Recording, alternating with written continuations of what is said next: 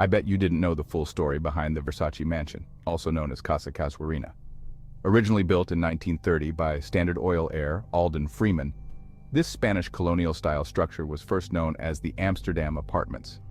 After Freeman's death, it was purchased by Jacques Amsterdam and continued as an apartment complex until Gianni Versace saw its potential in the early 1990s. Versace transformed it into a palace of dreams, spending millions to create a luxurious home. But amidst the glamour, the mansion whispers tales of a darker past, forever entwined with the grandeur and decadence of its final resting place. Step inside the Versace mansion, a world of gilded cages and shadowed corners. The air hangs heavy with the scent of jasmine and the unspoken weight of the past. Sunlight, filtering through stained glass windows, paints the mosaic floors in a kaleidoscope of colors. But even the brightest hues can't dispel the chilling aura that permeates every room. This is a place where beauty and tragedy coexist, where the echoes of laughter mingle with the whispers of despair. The mansion's Mediterranean Revival architecture, with its ornate details, towering columns, and sprawling courtyards, speaks of a bygone era, a time of extravagance and indulgence. Yet beneath the surface of this opulent facade lies a darkness, a sense of foreboding that clings to the very walls.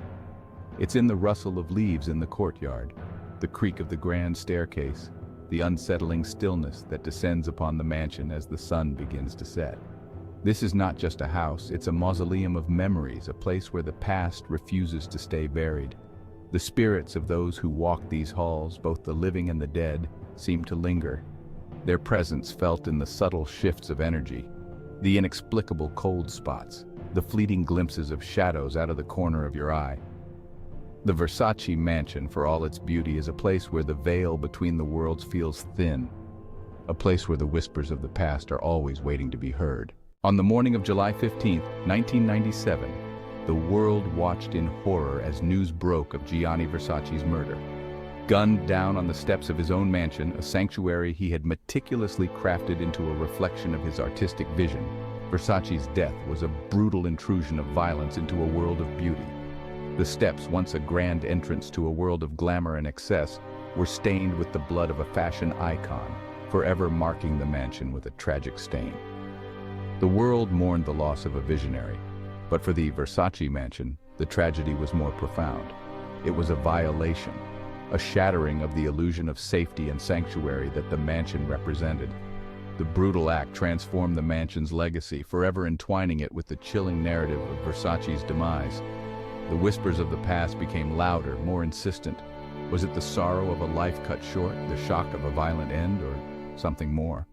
The mansion, once a symbol of Versace's boundless creativity and zest for life, now bore the weight of his absence, a void that seemed to draw in the shadows, amplifying the unsettling energy that clung to the mansion's every corner. The tragedy of Versace's death infused the mansion with a new layer of meaning. It became a symbol of the fragility of life, the abrupt and shocking way in which beauty can be shattered. The whispers of the past, now tinged with sorrow and fear, seemed to seep into the very fabric of the mansion, transforming it from a palace of dreams into a haunted monument, to a life tragically cut short.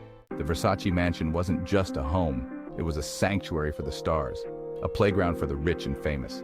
Gianni, with his magnetic personality and exquisite taste, attracted a constellation of celebrities. Think Madonna, her provocative spirit draped in Versace's daring designs. Elton John, his flamboyant presence lighting up the courtyard with impromptu performances. And Princess Diana, her regal aura gracing the mansion's halls just months before her own tragic fate. These luminaries, they left their mark on this place, their laughter, their secrets, their dreams, all absorbed into the very fabric of the mansion.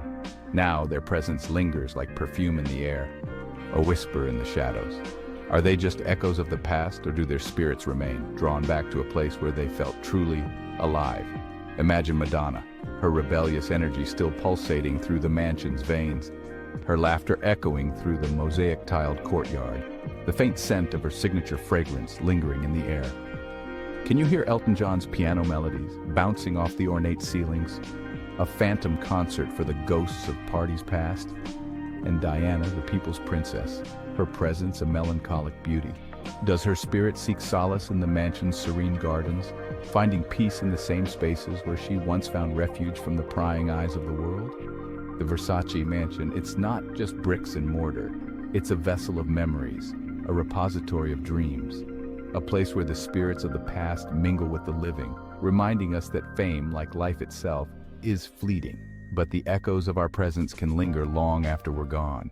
The Versace mansion, a palace of beauty, a den of creativity, now shrouded in an unsettling mystique.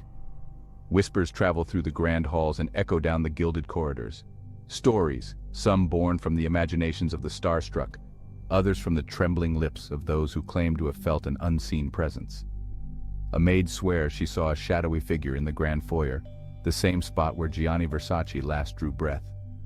A tourist recounts a bone-chilling cold spot in the mosaic-tiled courtyard, a sudden drop in temperature that defied the Miami heat. Are these just tales spun to add to the mansion's morbid allure, or do they hint at something more? Something that lingers, unseen, unheard, yet undeniably felt within these opulent walls. The Versace mansion isn't just a place, it's a symbol of wealth, excess, and ultimately tragedy. Its image, splashed across tabloids and immortalized in films, has taken on a life of its own. Hollywood, with its penchant for the macabre, has cast a long shadow over the mansion. Movies and television shows, hungry for a taste of the macabre, have used the Versace mansion as a backdrop for ghost stories and thrillers. The line between reality and fiction blurs. Tourists arrive, not just to admire the architecture, but to feel the chills, to sense the presence of something otherworldly. The pop culture machine has amplified the whispers, turning the Versace mansion into a haunted destination, a place where the line between the living and the spectral is forever blurred. The Versace mansion, a monument to a life cut tragically short, continues to captivate and mystify. Its beauty is undeniable, its history stained with blood and draped in whispers of the unseen. Is it truly haunted? You be the judge. Perhaps the answer lies not in concrete evidence, but in the way it makes us feel. The Versace mansion, forever frozen in time, reminds us that the past, much like the spirit said to roam its halls, never truly leaves us. I would like to thank you for watching, and if you enjoyed this video, please subscribe for plenty of more hauntings from around the world.